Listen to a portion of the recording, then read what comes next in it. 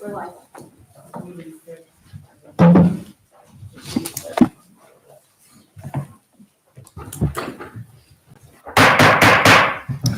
The meeting is now in session.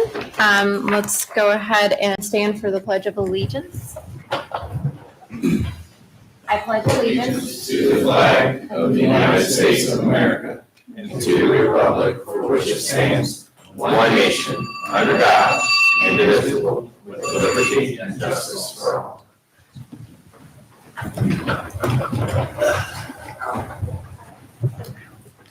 Can you do roll call? Kelly Campbell. Here. Amber Fletcher. Here. Pete Garbutt. Here. Brooklyn Barnhart. Here. Andy Balky. Here. Mike Mays is absent. We have a motion to excuse Mike. He did call me this evening. I don't know if he spoke to anybody else. He is working at his house this evening and had some projects to get accomplished. Second. All right, Kelly Campbell has properly made the motion with Andy Bakke seconding that motion. Brian, can we have a roll call? Kelly Campbell. Yes. Amber Fletcher. Yes. Pete Garbutt. Yes. Brooklyn Barnhart. Yes. Andy Balky. Yes. Motion passes. Thank you. All right, let's see. Let's go ahead and actually, before we do public comment, let's do our special presentations. So we'll go ahead and start. First of all, we have a promotion within the police department that we want to acknowledge and talk about tonight. So Chase Pendleton, if you could join us up front. I know Rob couldn't be here tonight, but he was very adamant about making sure that we address the hard work that you've been putting in with the department. Chase has been with the department for many years, and for those of you that don't know, Rob and I had a long conversation about all of the work, extra work that Chase has been putting in the absence of them not having enough staff. He's really taken the lead as a detective within the department and really taking on all the cases when it comes to detective work from many of the partners within the police department. So we really put our heads together, and Rob felt that it would really work well within the department if we could really promote Chase to a sergeant, but a sergeant detective. So really carrying on that good work that he's doing within the department, but making sure that we're recognizing him for the hard work that he's doing. So Sean, I know Sean's got some remarks to make too as well, but I certainly want to say congratulations, Chase, as well. So congratulations. Thank you. Sean? Yeah, follow up on what she said, Sergeant of Investigations. So to my knowledge, and I could be wrong on this, but to my knowledge, this is kind of a really cool milestone for Georgetown. In the 17 years that I have been here, we have always had that need for a special investigator, like somebody that was specifically trained for major cases, major crimes. Right now, we have that opportunity. To my knowledge, there's never been an actual detective or investigator position within Georgetown Police Department. So this is the first for us, which is really cool to be able to be a part of that. Before I started, in that 3 to 4 week transition period when I came from the sheriff's office, I had the prosecutor's office contacting me. I had other agencies contacting me wanting me to take on different roles in higher cases that they had. I had to explain to them, I haven't started yet, I can't help you with those, which in turn I forwarded to Chase here. He picked up these cases, which were major child pornography cases. My first 2 weeks here, he had already conducted a search warrant and wrote several search warrants for electronic devices right here in the village, and is working on active child pornography cases in the village. That takes specific training that a lot of road officers don't really have. Part of his job, what he'll do as a detective is he will oversee major investigations and minor investigations. So as where our current Sergeant Green, he operates, he oversees daily patrols, reports, supervision, making sure that the guys are doing everything on a patrol level.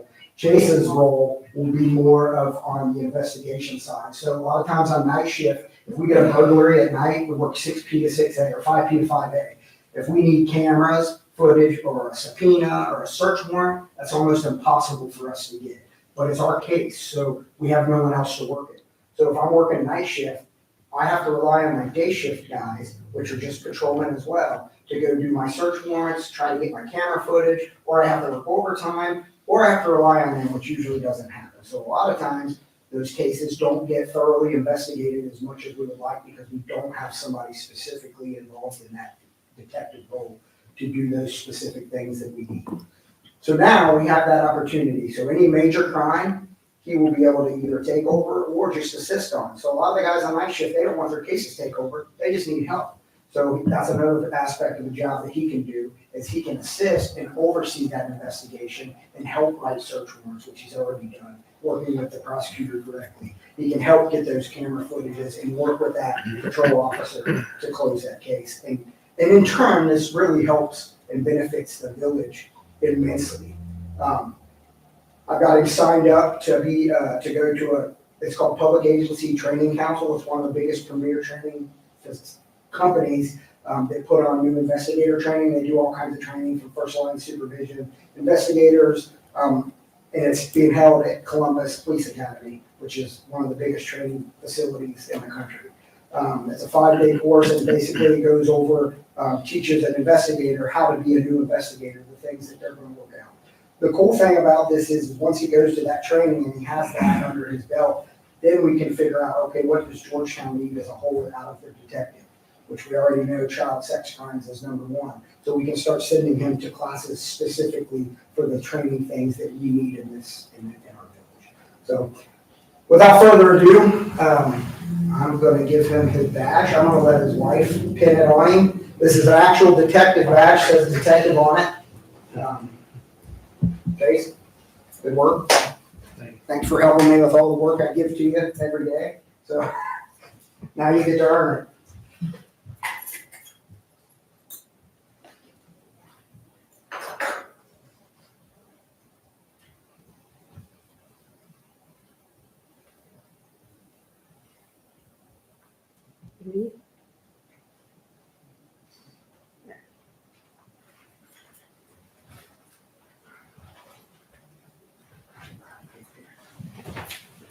Here, you guys can stay up there. Yes, sorry.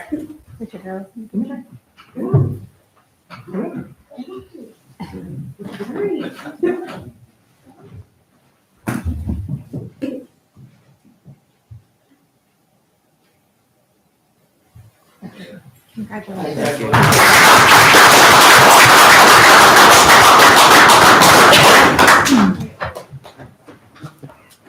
Forgot I need to stand down here, stay down here. So we have a second, actually new hire, an appointment that we are bringing on for the fire department. So Correct. Joey, would you like to come up and do some opening remarks? Sure. Dan, come on up.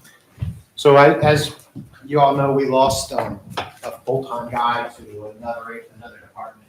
So we put the search party out and we were very, very fortunate that Dan applied. He comes with 22 years of EMS, fire EMS. He's a critical care paramedic.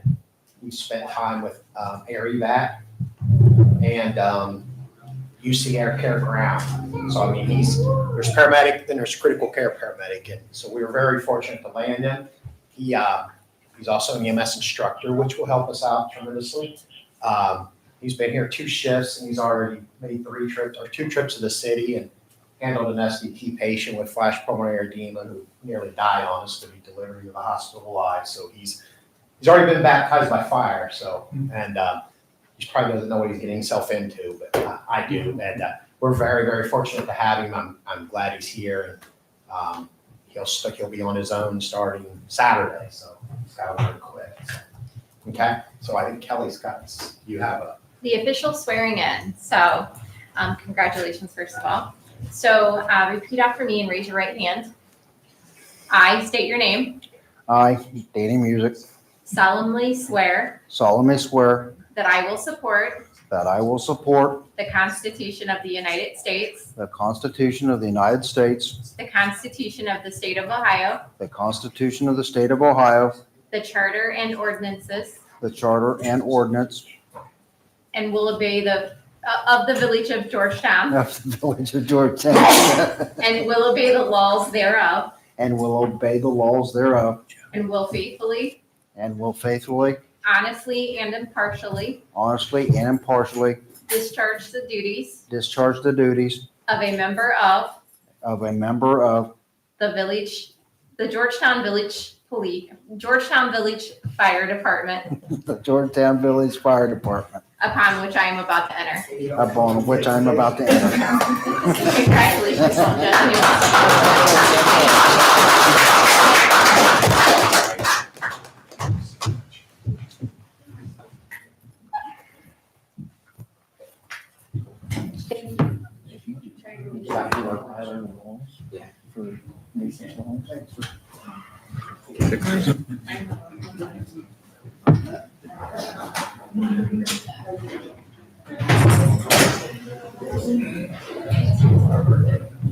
All right.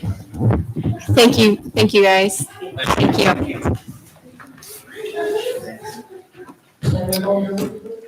Okay, so let's continue on the agenda for tonight. We'll start with public comment. There's a former council member over there in the corner, Jeremy Varner. Would you like to address council? Yes, sir, please. Come. If you know me, I promise to keep it brief. I don't expect to follow through on that, I'll do my best. I'm clocking you. Sir, just state your name. There we go. All right. Briefly, hello, my name is Jeremy Varner. I'm a near citizen of Georgetown. I live a couple blocks that way. And good to see you guys. Glad you're doing well. I'm coming with a very quick public service announcement in honor of this week being National First Responders Wellness Week, which I feel like me, you didn't necessarily know that was happening until we got into the middle of it, and that's actually one of the reasons why I am here. So to first is to give a tip of the hat and a thank you to Sean and Rob and your staff and Joey and your increasing staff. That's a fantastic thing. And the public service announcement part of what I'm here for is to be a quick reminder to these people and actually to all village employees that about 3.5 months ago, the village embarked on some new ways to try to increase the health and wellness of all village employees, specifically first responders, because, I mean, I understand that utilities department can be stressful, but I would suggest that the police and fire can be slightly more so from time to time.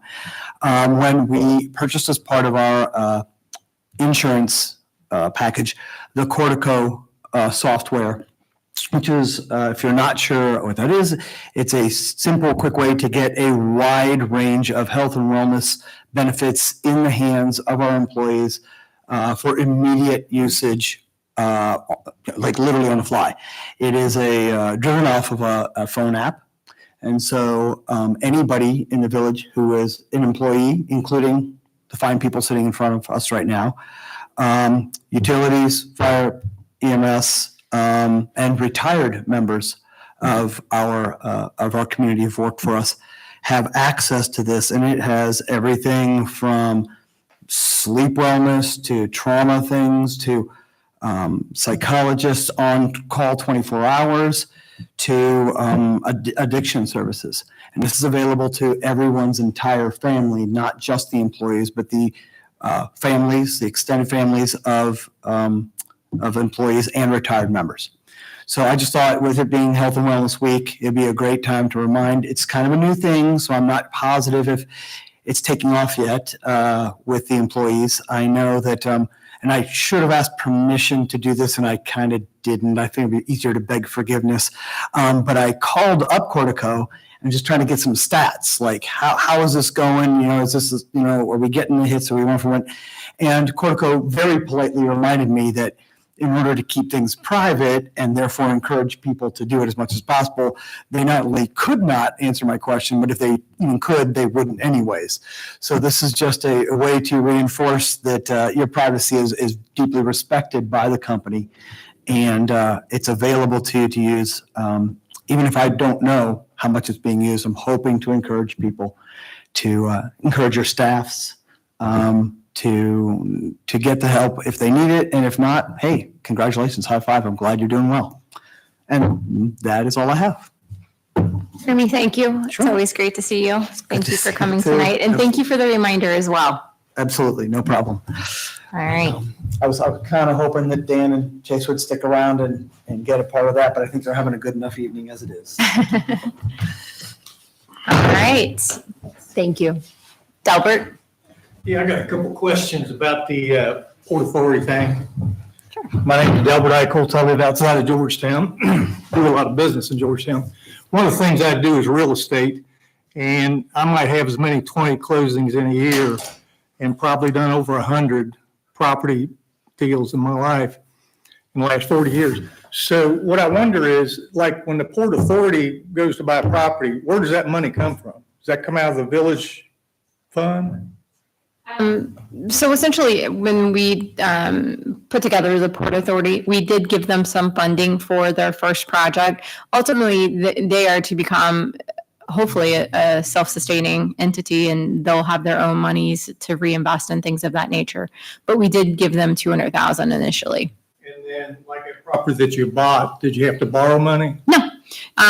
So there's a contract. Currently, there's no borrowing contract. There's a contract to purchase, but they're looking at different entities for grant money. Joe, I know one of them's Ready Cincinnati. There's multiple proposals coming to the table for how that project gets funded. Yeah, there's some state funds that are available to port authorities in Ohio that they're able to apply for. You have to pay that back? Some do, some don't. Yeah, there's some that you do and some that you don't. I don't know specifically what they've applied for because I don't represent them, but I know generally port authorities can apply for those funds. Being that's an appointed group, are they sort of unvetted as far as, can the council say, hey, we don't want to do that? No, they're an independent. They're unvetted. Mhm. Okay. Because one of the things you got to look at is how much interest you're paying, how much, could you draw 5% interest, yada, yada, yada. And what's the end result? Because it don't always end like you want. Anyway, that's my thinking. All right, Albert. Thank you. right. Jan, anything? Just watching. Okay. All right. So continuing on your agenda, under general business, approval of the March 14th regular session meeting minutes. Those are on page 1 of your packet. Take a look at those, and if there are any questions or any edits, certainly we can entertain that. If not, we can entertain a motion to approve.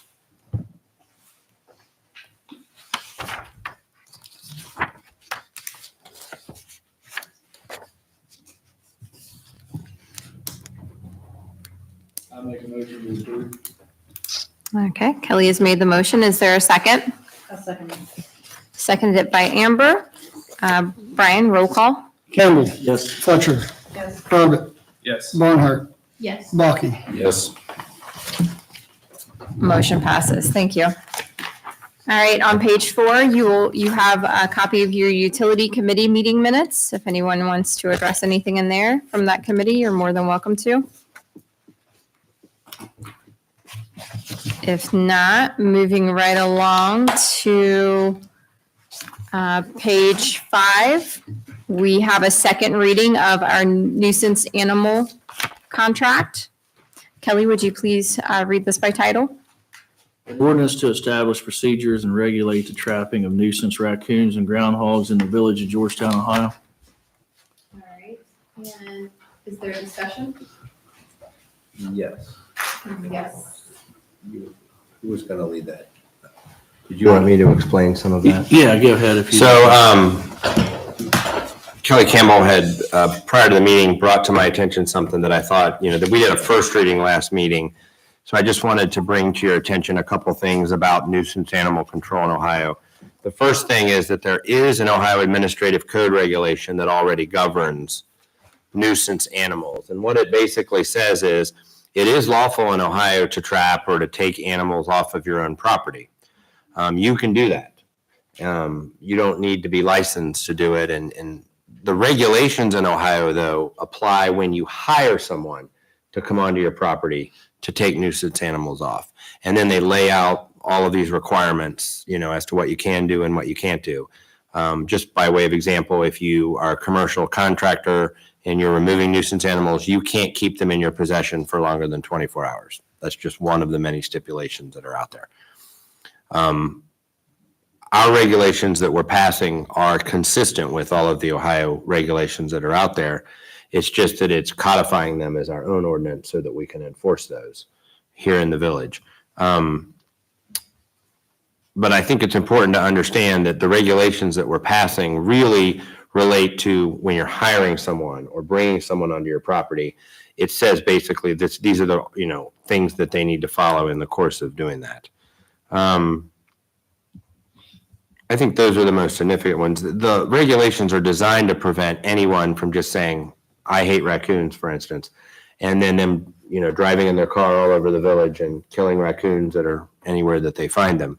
And the regulations, if you do that, the regulations under the ORC and the administrative code kind of lay out what you can and you can't do if you engage in that conduct. So what you're doing in the regulation that we're passing is kind of codifying most of what is already in the Ohio administrative code, but it's tailored to our village. And I'm not on the committee, but I know that one of the committees vetted this and talked about it. I don't know if they made any changes to it. And if they did, someone on the committee can bring that to our attention. I was the only one on that committee, and this was already brought to them before I joined that committee, and we had only reviewed it. And so this is for us to have it before the whole council, I thought was the best thing to do at this point, so we could all see it and see if there's anything that needs to be changed. And also, I think, I don't know, Kelly Jones may be able to speak to this, that I think people are kind of confused on this. They think that this means that we're going to be taking care of the raccoon problem in Georgetown, but that's not what this means, correct? Well, let's talk about that because that was a point that I wanted to bring up. So with not having the tenure of that committee, that's here tonight. That's how it originally started. Not that the village was going to take all the raccoons out of the off the streets, but this all started because we received a couple people coming to meetings about raccoons coming out of the sewers, our sewers, and how can we address that and how can we help cut down on the raccoons in the village. So the CDC committee worked on this prior to the changes of the committee, prior to you coming on. That was the intent of it, was to actually help with some of the raccoon problem. And they went as far as to talk to a local person that has the license properly to be able to trap and work with him to see if this is something that if we were able to get this done, would he be interested in helping be kind of that person? So where the problem, in my opinion, where the problem lies now is, is that still the intent of this council? Is that still what you want to do? That's A. And then B, if that is what you want to do and you want to be a help or a resource to help cut down on the raccoons, what does that look like? Is it a monetary program? Is it a reimbursement program? Do we put a budget and once that money's gone, we stop? That's the secondary part. The first part is that what you want this to, is that the intent of this nuisance animal code? And then secondly, if it is, how does that get enforced or how does that get utilized? And just so you know, the village does have the ability, we've talked about this before, a lot of communities will start a program. Most common, you see it with coyotes. Coyotes are in a community and they want to hire someone to get them out of the parks or get them out of the, publicly owned areas. And the mayor's correct. It would be council's decision as a policy whether you want to rid the village-owned property and state, right-of-ways and things of these animals. But the regulation that you're looking at tonight really is for private property issues and anyone that we would hire to come into the village on our behalf. Well, I'll say a few things about some of the complaints I have, and maybe we can talk about that. There's some abandoned buildings and some houses, and they're getting overrun with coon population. And I've had a couple complaints, how you would walk up on a cat and it would kind of bend up in striking position. Well, some of these coons are doing the same thing, and they're running around in the daytime, which is commonly not normal. So people are asking, since we can't fire a gun in the village, to if one's running across your property, if you're out in the country, you might take care of it the other ways. But what can be done? So if one is felt threatened, or they come and they start getting under your house and climbing up in the walls, and then you get fleas and everything else from these animals. Like, what are we thinking on that end of it?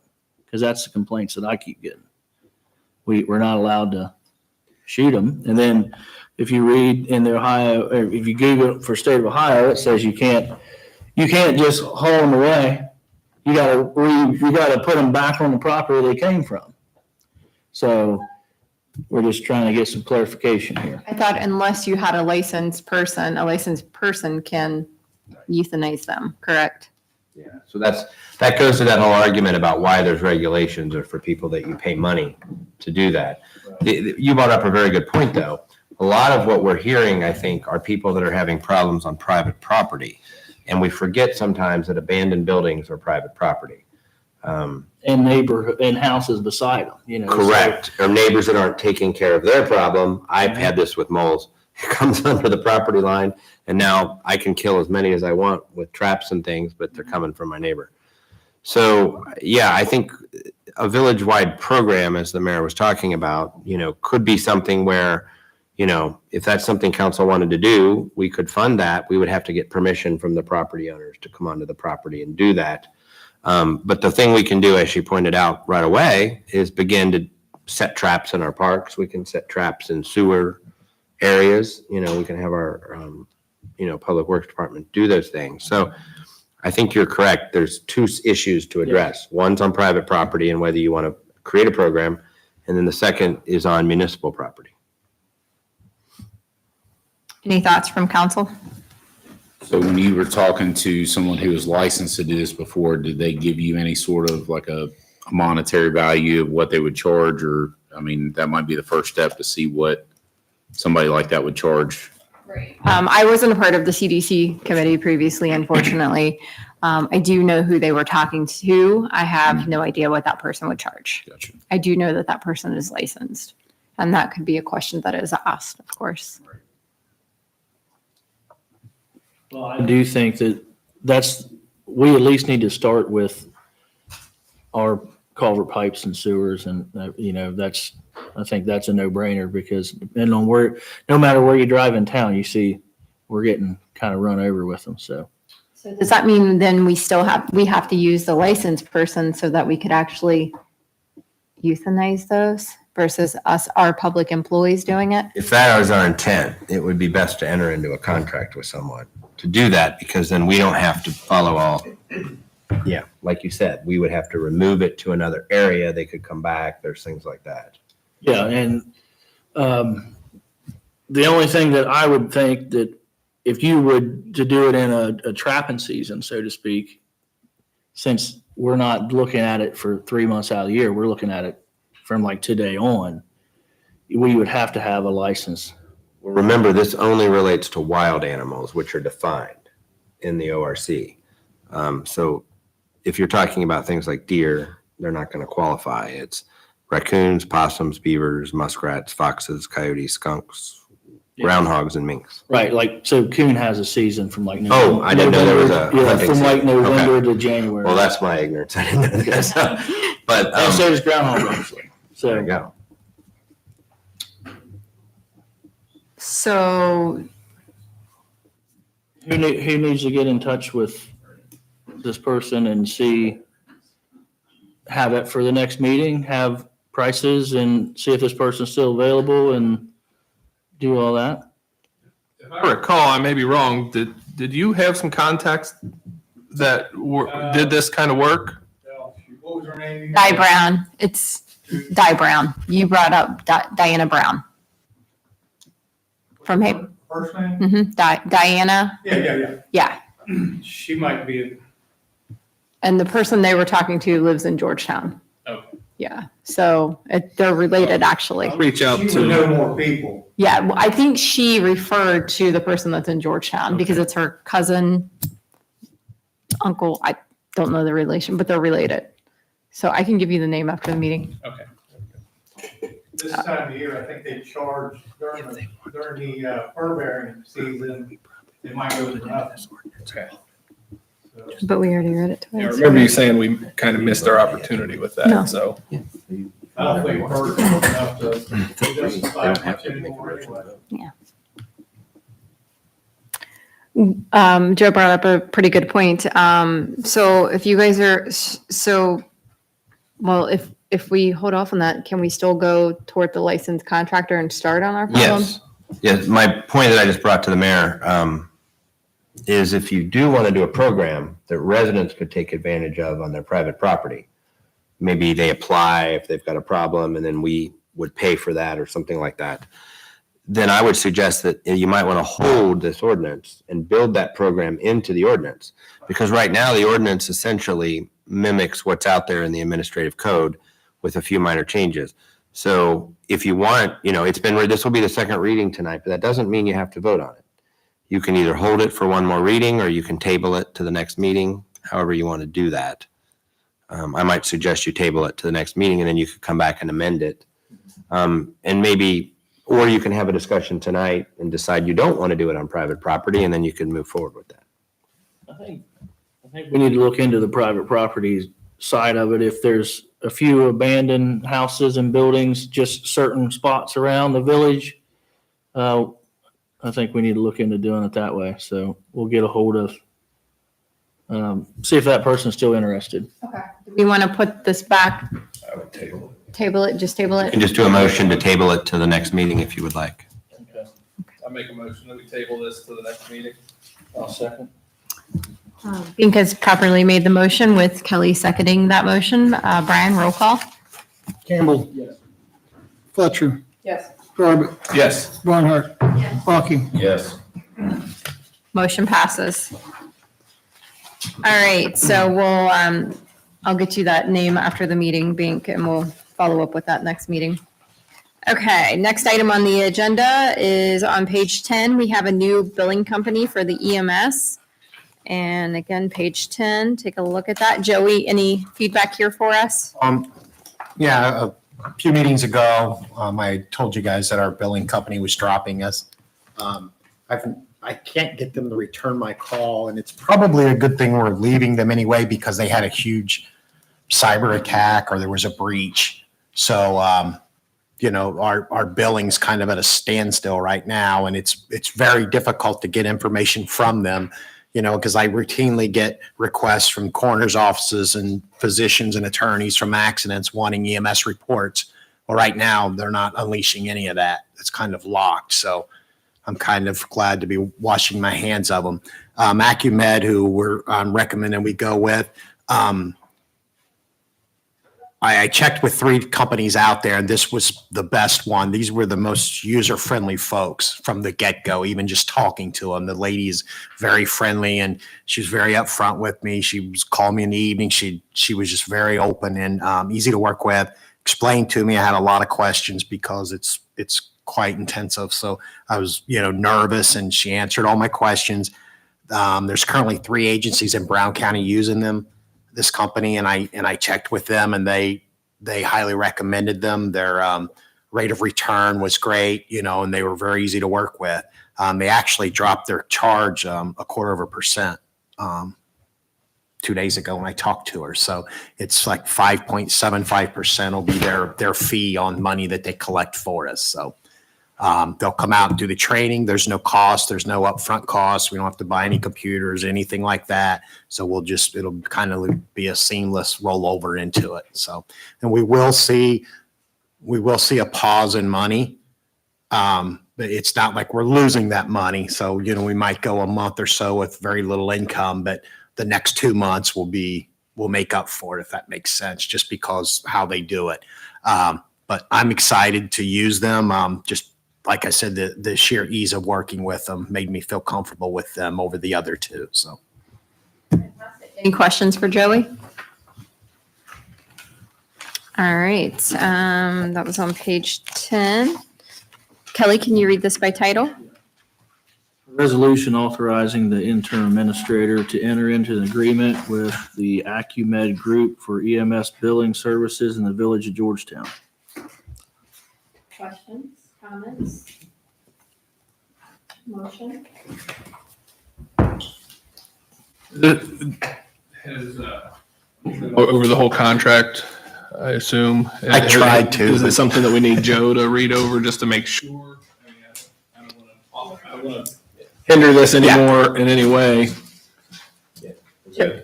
Yeah, that's typical on any type of contract. Okay, They I- come through the solicitor before. Making sure.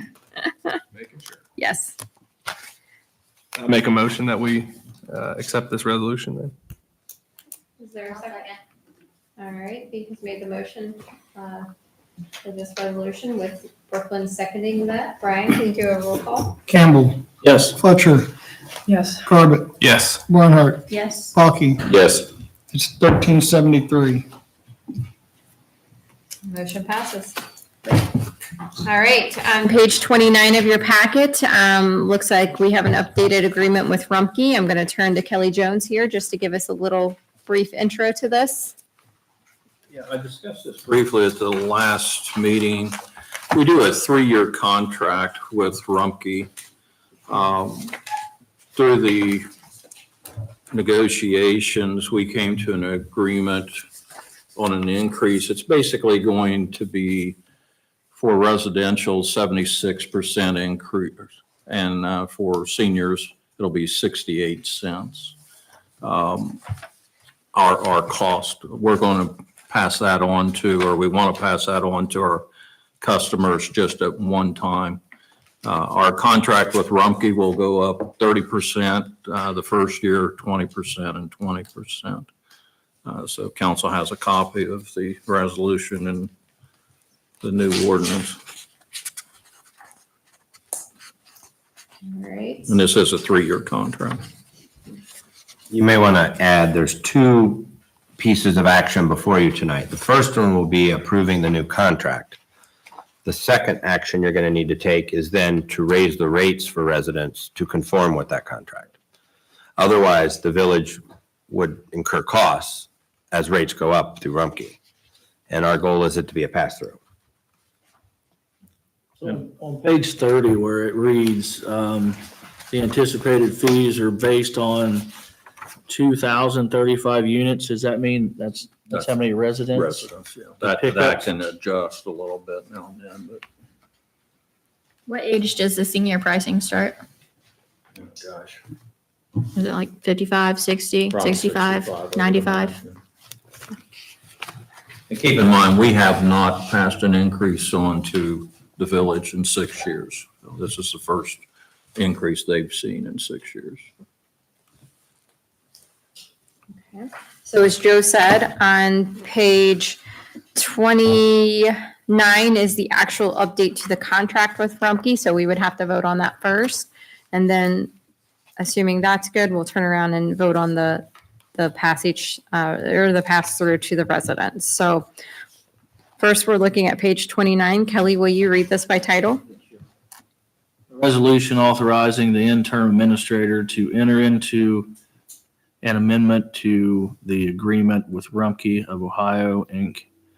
for the provision of residential and commercial solid waste collection services for the village of Georgetown. All right. Questions, comments? Motion? Make a motion to adopt the resolution. All right, Andy has made the motion. Is there a second?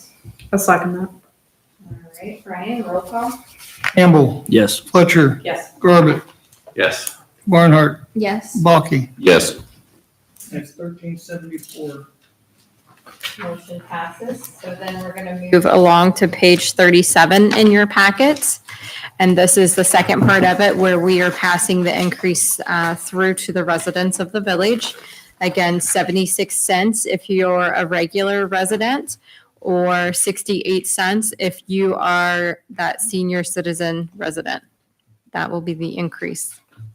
Kelly, can you read this by title? Resolution adjusting rates for residential solid waste collection services in the village of Georgetown. Questions, comments?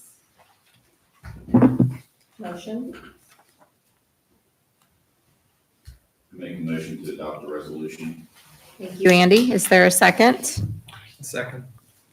All right, Brian, roll call? Campbell, Yes. Fletcher, Yes. Corbett, Yes. Barnhart, Yeah. Balky. Yes. 1375. All right, resolution 1375 passes. Moving right along, guys, we're plowing through this tonight. Page 38. For those of you, if you have not heard, unfortunately, after the last meeting, Brian did let me know that he was looking at moving away from this role and taking on something different, maybe having more time on his hands. So he did officially put in his resignation of middle of April. And we had somebody in-house that was very interested and very capable of doing this role. Tara Rockig, who is sitting down here at the end of or in Mike's seat tonight. She is our clerk of court, or clerk, I cannot speak tonight. She's our clerk for the police officers and does many other things within the office too as well. This is a natural transition for her, so I would like to appoint her to that role. And in your packet, you will see a resolution for that. So Kelly, on page 38, will you read that by title? Resolution appointing Tara Rocky as clerk of council. All right, and questions, comments? This will take effect immediately. Brian's going to hang around and kind of show her the ropes and make sure we have everything in line. We just need a motion. I'll make a motion. Yes. Bink has made the motion. Bink has made the motion with Kelly Campbell seconding the motion. Brian, roll call vote. Campbell. Fletcher. Yes. Garbutt. Yes. Barnhart. Yes. Lockie. Yes. 1376. Motion passes. Congratulations, Tara, and also congratulations, Brian. Thank you. All right. Moving along,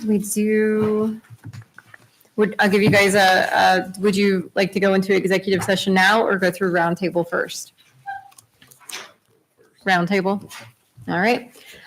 We will start on the end with Andy Bakke. Anything for the group this evening? Don't have anything this evening.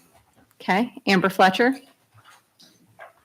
No, I don't have anything. Thank you. Bink. I do have something I'd like to make a motion that we change the format of our committees. I spoken with several, and I spoke with Joe that we can do this.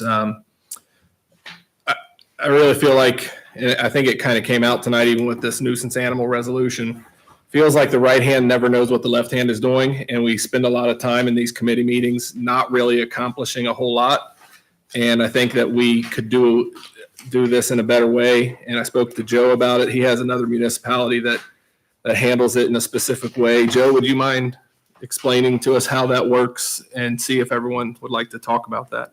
So when they approached me about this, he had indicated, if it's okay if I share that, he went to his training with the Ohio Municipal League, and they talked about this process, about some communities having committees and some not, how they're comprised. And when he asked me about what are some other ways that we might be able to do it, one of the things, and I know the mayor is familiar with this because we talked about it in a previous council, is we could do a work session where we designate a night or a meeting where council, and it doesn't need to involve all of the staff like you would, meaning you don't necessarily have to have full staff present, police, fire, solicitor.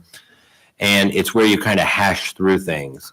And it's usually a work session. They're not recorded, but minutes are kept. And typically it's where you kind of sit in a round table environment, or you can sit here in council chambers, and you kind of plow through throwing out ideas and things like that you ultimately bring to a council meeting where it's going to have its final discussion and vote and things like that. So if you did that, and again, I don't think you have any preconceived ideas as to what it would look like. That's why I think he wants to have a discussion tonight, at least from talking to me. That is one way you could do it. And the other idea that I gave him is that if you want to make your committees more robust, which would be the opposite approach, you could expand committees to include residents so that all the work isn't on council. Because right now, I think you have a lot of committees with a lot of council members on them. And as it was pointed out, if you have 3 members of council, you really can't do much at all outside of that committee meeting without an open meeting issue. You basically have to do it all right there, even if you want to do some follow-up work. So it is a little bit limiting. And the other thing is, I think there's a lot of committee meetings. So that's the other thing that might be brought to light. It's just up to your preference, but I will, by way of reference, remind everyone that under section 9.01 of the charter, a simple majority vote of members present creates, modifies, or can terminate any board, committee, or agency that you deem necessary. So when I talked to him, I read him that section and sent him a copy, and I'm reading it now for you. So would your proposal do away with all committees, or would you still maintain the budget? We talked about that, Joe and I, and budget being so specialized, we felt like we should keep the budget committee. That would be my concern, so, okay. Now, do we need to keep the budget committee the same amount of members, or can we, I know that in some municipalities, they said you can have a committee of the whole. You can. In that particular instance, just to give you an example, and I'll use this as an example because they just have some really dedicated members of their community. But in the city of Loveland, it is dominated by members of the public, the budget committee, and they're made up of people who, I mean, they're exhaustive. They go through every line item of the budget and make recommendations, even though you all ultimately do that. And again, they have a majority of council on it, but they also added a few citizens just to get some outside input when it came to those things. And they also like to use former council members on that budget committee in Loveland because they're familiar with the budget process and how it works. So that's an opportunity to involve people who are no longer, serving in a public capacity, but might have some specialized knowledge on how things do work in the village. So those are all some ideas. All right, discussion. I have a question. So just, let me look at my committees here real quick. So if I want to do, talk about something to do with the park. Okay, so like I learned through talking with Joe, there are, the park has Ron, Andy, and Amber are committee members. If two of those meet with me, then we violate sunshine law, like separately, right? So I'm all for it because I feel like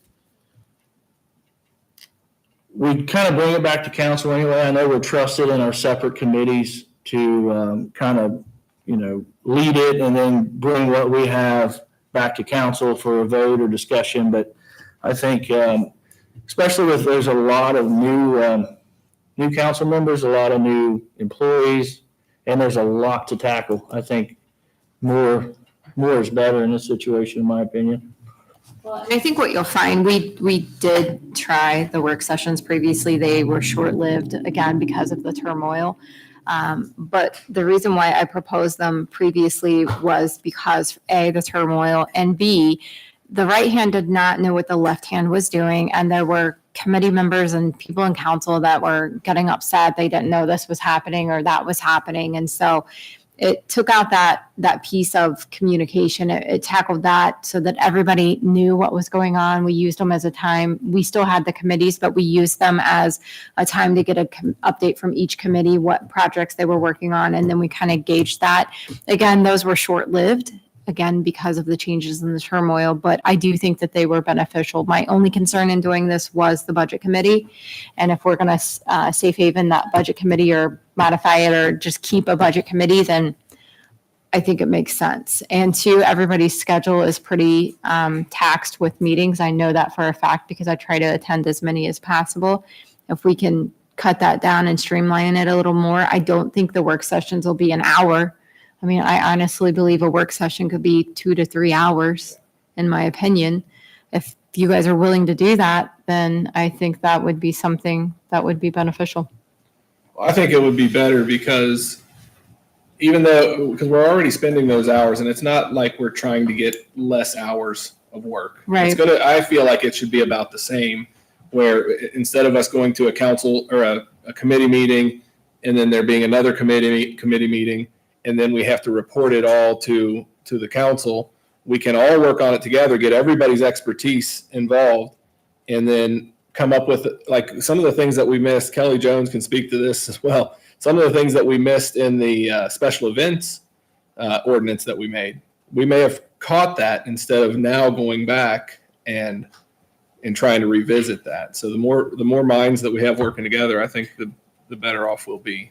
So question would be, who controls the agenda or who writes the agenda for these meetings? Would that be president of council or somebody else you delegate? I'd nominate president of council. Because I think that's going to be important, because you're going to have so many projects that you're wanting to tackle, and they may not all come up into every meeting, but somehow they have to be well kept somewhere. So, I don't care to do it. I think, for example, I'll give you guys a couple examples of something that I'm working on personally. I'm trying to do I'm trying to get an account for all the sidewalks and all the damage in the village and all that, and it's become a huge task. So I think, for example, if we were to set a work session strictly on, we'll just give a fake day, but like next Monday, we go and I go over everything that I've done and everybody I've talked to, and I think we could individualize some of these major problems and really knock them out. So I think it's a pretty good idea. do you want to look at a cadence for this work session, or are they going to be randomly set? I think I'm sorry if I don't mean to cut you off there. I think that the way I was thinking of it was, and Joe and I talked about this, the first Thursday of the month would be the work session. And I think, because almost everyone has to be here at 5:00 for a committee meeting anyway, why not just have that meeting start at 5 still? And then we can, if it takes till 8, it takes till 8 or 9. I mean, we've had other council meetings that have lasted till 11. We can, it's just what needs to be worked out needs to be worked out. And then the following would be the more official, if we're bringing legislation to the council meeting. That's what I think that's what you said your other municipality does, Joe. Yeah, I like that idea. And I'm sorry I didn't expand on that. Just another thing that some communities do is they meet twice a month like you do. One of them is designated a work session. The other option is obviously to add a third meeting. Yeah, you can do it either way. And the rule in that particular community, that's in Miami Township, they have a rule, they do not take votes at the work session. So there's no pressure there. It's not like anything just pops up. The only time they would do it is if they added it to the agenda as a special emergency type thing. But the understanding rule is that the work session is designed to work and the business session is voting and approving. So based on what you're saying then, Joe, if we had a work session and let's say it was a CDC or utility problem, then it goes back to that committee to get voted on to come back to the council to be passed. Is that Anything you did at the work session? Yeah, like if there was a utility problem and we worked something out, it wasn't taken for a vote, then does it go back to the specific committee when they have their meeting to come back? It sounds like those committees are being disbanded. So, okay, that's where because there was mention of bringing it back to a committee. That's where I was kind of, because I think I think that's more beneficial, to your point, to get more heads in the room and get the work session done. But I think we're just going through too many hoops if we don't have to, if we can get something done and everybody here at council already knows what it's doing. So that was where I wasn't understanding completely what you were saying. So it sounds like this is something that you guys are interested in. It sounds to me like it takes a simple motion if that's what you would like to do. What's it look like as far as keeping the budget the same? What are we doing with the budget committee? One of the things we might want to do, I'd be happy to work with you on it, maybe bring it back to the next meeting, is what if we can do it by resolution. It's a simple vote. If you if there seems to be a consensus of council, we could draft a resolution called committee structure or something, and that could accomplish what you're talking about, where it would say the budget committee will stay, and perhaps the mayor might want to expand that committee a little bit or not. That could be included in there or not. And then it could lay out basically what takes place at a work session. And that way you guys would see in front of you what you're actually going to approve or not approve. And then you could also have an understanding, if that's what you want to do, that committees won't meet between now and your next meeting so that you move right into that new process. Is that good? I think, this is just my opinion, I think that works the best. I think, when I went to this training, I would suggest if this comes up again, you go to this Ohio Municipal League training. It's very beneficial. But every one of the legal experts there were saying, don't have committees. It just gets you in trouble. And so, and I really feel like, I mean, how many of us, let's just be honest, we raise our hands at the committee meetings we've been to this year. I know we're all transitioning and it's new, but we're still talking about a nuisance animal control issue that we started in a committee how many months ago? And so I just feel like it's something that, I'm not trying to say we've done something terribly wrong or anything like that, but I think if we can do things in a more efficient way, then I think that we should. So would you guys like Joe to put this in a form of a resolution and then we bring it back to the next meeting to vote? Why don't I work with Councilmember Garbutt? We'll work together on it. Okay. Bring something back to you. That way if you do have questions, it'll be in front of you in black and white. Okay. Is everyone comfortable with it? Do you want to withdraw your motion then? Yeah, I'll withdraw my motion. Yeah. So for scheduling purposes, since this won't come back until the next regular council meeting, are the Utilities Committee and CDC meetings going to be canceled that week? Because there would be one of each before that meeting. I think we should I personally think we should keep the CDC meeting because we do have some events that need to be approved. We have a sign that needs to be approved for the Historic Signage Committee. So I'm fine with keeping that if you guys are fine with keeping that meeting. That's fine. Okay. So you just brought up a point. This is the reason why I think it's good that we do an ordinance. There will be some pieces of legislation and ordinances that will say, for instance, the blank committee must approve that, and that committee will be gone. So we need to think about that because we'll need to amend those ordinances to say anywhere it designates a committee to approve something will go to the council as a whole. So that's something to think about when we're doing our work. So that's a good point. Bink, anything additional? No, I don't think so. I think it caused enough trouble. All right. Kelly Campbell? There was a couple complaints about pulling out, not being able to see where I'm terrible with the streets. At the Shell gas station. Pulling out, looking towards the fairgrounds. They can't see very well. I don't know what we can do about it, if anything, but I think it was South Plum on to West State. You know where I'm talking? Difficult spot, I'm not really sure what you can do. Yeah, I know. You can't hardly get out of there because of traffic. I'm not real sure what a good. Is that considered private property? Yeah. I can say. Even if it's on the right of way, That would be my question. If it's on state right of way, we might have some say so, but Yeah. But if it's not, if it's not, then. yeah, have to look. that's all I have. Okay. All right. Brooklyn? Nothing. Nothing? Kelly Jones, anything? Yeah, so I gave council a copy. The township cleanup days has been scheduled. Pleasant Township, which includes us, is April the 5th and the 6th. And Rumpke Landfill's still the location on that. And an update on some of our grants. The ACGP, that's the downtown revitalization. The first funding round was Monday. Primarily, the only thing that got funded in that was medical facilities, things to that nature. Now, there's two more rounds, April the 15th and May the 6th.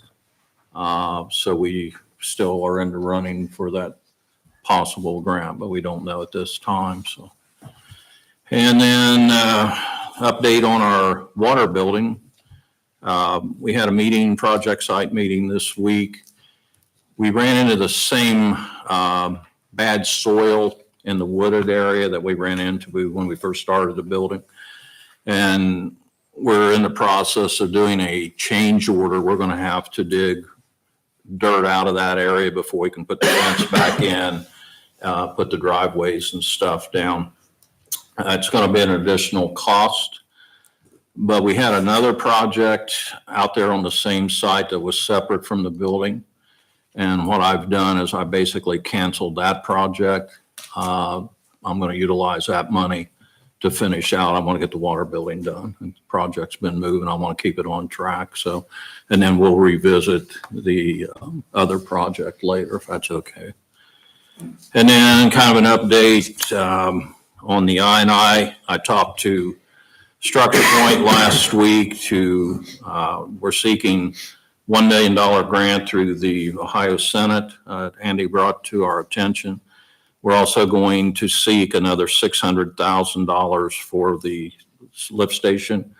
We applied for that last year and got turned down on that. So we're going to go after both of those projects through the Senate capital budget. And the EPA grant for the water tower, I've already covered all that. I won't go into too much of that. So we're also looking at street paving this year. And the water line project, North Main Street, was completed. And we're looking at Mallory Pike on North. We did not qualify for that project. The company that helped the village on that, they agreed to continue that application process again for the village. So we're going to apply. I don't know how we're going to get any more points. It's points based. We looked at it. There's not a lot of room to, I mean, our portion that we're putting into that project, we're maxed out. So we could put more money in it, but it isn't going to give us any more points. So, but at least we'll make the attempt. So. And I think that is it. Any questions for Holly Jones? Okay. Let's see. Enlo, anything for the group? Oh yeah, since you asked. I actually sent you earlier, I told you about the 2 projects we completed. I just wanted to say this publicly, really. We had 2 projects I've been working on. One was our car wash bay in the shop. We was able to upgrade it with a electronic power washer compressor and some new hose reel. And then we was also able to complete body cam evidence management software. Currently, when we do body cam transfers, we had to do it manually, which took a lot of time. It was kind of difficult. So we was able to create a system where at the end of the night, the guys just take their body cams off their chest, put it in the dock. This software automatically takes it off the camera, deletes it, and holds it into our secure server. The cool thing about both of those is they were both paid for with donations that we got from the Eagles, which is really cool because it allows us to buy stuff that sometimes we don't necessarily need, but we just want. So that was really, really generous and definitely helps us out a lot, keeping our cars clean and helping us out, streamlining our night shift processes and stuff. So. Yeah, I know you've been working on a lot of technology changes in the department to help us become more efficient. So while you may not need those, it's good to have those and free up some time for everybody. So we appreciate it. Chief Rocky? No, I'll be back at the next meeting. We're in the process of hiring. I had 3 new volunteers in the community who want to join the department. So I'm in the process of going in, drug screens, backgrounds, all that. And then, so the next council meeting, I'll be back with some new hires and some more swearing in and some promotions. We're going through the promotion process. So outside of that, it's just day to day. One thing I glanced over that we definitely need to talk about tonight, because I missed it at last meeting too, is discussion on the merit increases for employees. So every year, usually earlier in the year, January, February timeframe, we're talking about doing a pool of money, a merit pool for increases for all employees, just as typically if you're an employee somewhere else, you get a typically some type of review and some type of merit or some type of something compensation that goes with that. So ours is a merit pool of money. It used to be a step pool, if you guys are familiar with that term. I know we've talked a lot about those here recently. But we do merit, and basically we decide on a percentage, and that money is pulled aside for merit increases for employees within the village. Any questions on that first? Is that the department heads then pick their people? Yes, so difference from a step scale is that there were set raises, everything was set times, all of that. And then, but there wasn't any type of system for, if you have motivated, hardworking employees versus the ones that are, checking a box, essentially, how do you distinguish and pay for that? So it's more of a pay for performance. So if you're a supervisor, you're given a pool of money. We had Jerry Cooper in here earlier, and we were talking about his pool of money for last year. His pool for 4 employees was $3.19. Doesn't sound like a lot, but you divide that up based on performance of those employees. So whether you give one employee $1 and another employee 50 cents and whatnot, that the caveats, you have to be able to justify that. And typically your review is going to justify that, right? So your conversation and your documentation in your review with your employee is what really justifies what amount of money you give them. So it's not just a 3% across the board for everybody. It's you're rating people on performance. So with all of that said, we're a little overdue. We need to decide what that pool is. I believe last year we did 3% as an increase to salaries as a whole. But then again, it's divvied up by the supervisors. Any discussion? For the supervisors themselves, is there a separate pool? Is that? So the administrator has a pool, and then the mayor has a pool as well. The mayor is fire, administrator, and police.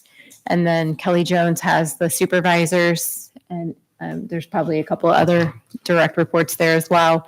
And then each supervisor of each department has their pool of money that they divvy up. Further discussion? So are you thinking that we need to at least do what we did last year?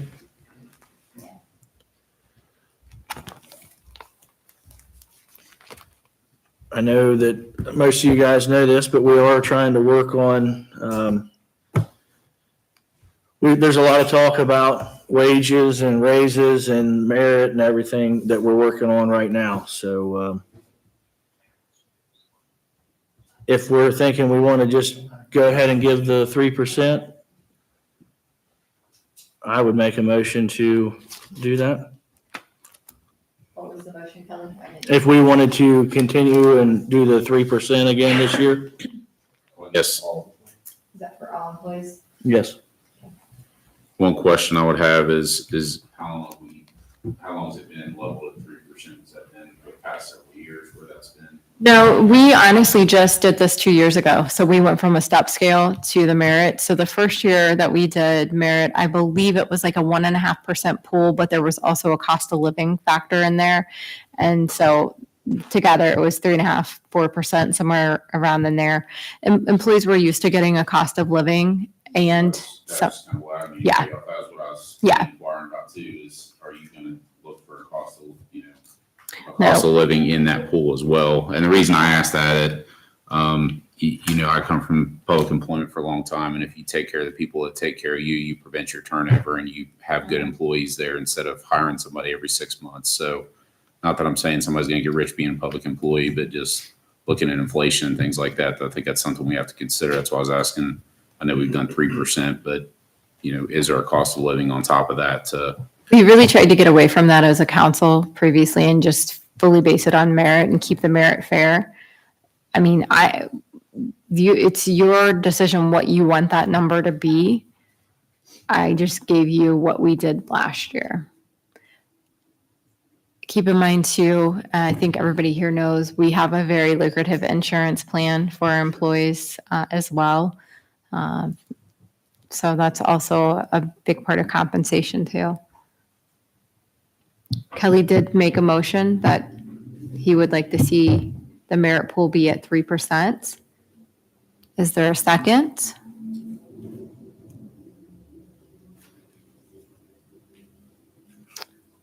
Motion fails, Kelly. Don't you think it's something that we need to discuss a little bit more? I mean, that's the thing, it's, as we're looking at this, I think it's real hard to make a decision tonight. I don't want to hold up anybody getting more pay, but I think you're twofold there, in my opinion. Again, this is just my opinion, but employees need to get something if they're performing at a standard level or higher. We're beyond that. We usually do that in January or February. There is a built-in factor for this increase already in the budget, whether, 3, 4, or 5, there's that cushion in there. I think where further discussion needs to come is truly on the pay scale as a whole and where that really needs to go. I think the longer you push this out, you're just telling employees, you're sending the wrong message. That's my opinion. so the thought is then, not to say that Kelly's motion is dead. Is it dead? I said failed, but it's dead. It didn't get a second, lack of second. Well, I apologize. I was thinking, because we don't want to make them think that we're not thinking of them either.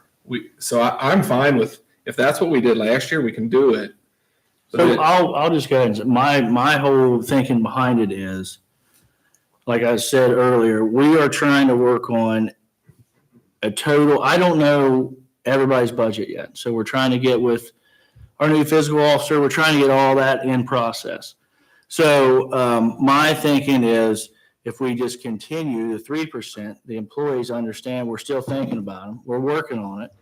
And that's just, I want to be as fair as we can be with everybody. And until we talk with everybody, there's been multiple department heads come in and meet with us. So that's kind of where I was at. Can I go ahead and second it? And then Make the motion again, I'll second it. And then if we revisit it, then we can. Yeah, we're definitely revisiting it in the future. We're just, I would like to make a motion to do another 3% merit raise this year. For all employees. I'll second. The motion has been made by Kelly Campbell and Bean seconded that. Brian, roll call. Campbell, Yes. Fletcher, Yes. Garbett, Yes. Barnhart, Yes. Balky. Yes. Motion passes. All right, so Kelly, it comes back to you to kind of work with the employees to divide that pool up and make sure. Meet with you and Okay, see how that was done in the past. okay, fantastic. When will that be affected or in effect, I should say? How soon? Will it be the next pay or how will that work? As soon as we can work out the numbers, it'll start. Within, I would say within the next 14, so 21 days probably. That could be worked out. Yeah, Greg will have to get everything in. I know. When he gets back from training. We'll do it as quickly. Yes, we'll get that in motion for sure. Okay. All right. So as far as the agenda, we're at the point, we do have an executive session that we do need to go into. So I will entertain a motion for that. And it's right there on your page. Go into executive session. Read the rest. Read the whole thing. So, sorry. Keep reading.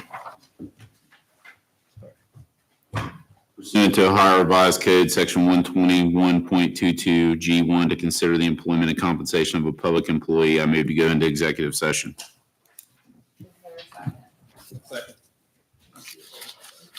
Pink seconded that. And Brian, can we do a roll call? Campbell, Yes. Fletcher, Yes. Garbett, Yes. Barnhart, Yeah. Balky. Yes. All right, We're motion. still live. Motion passes. We're still live. We will go in with all council, but we'll bring you back in later. Is that good? Okay. And then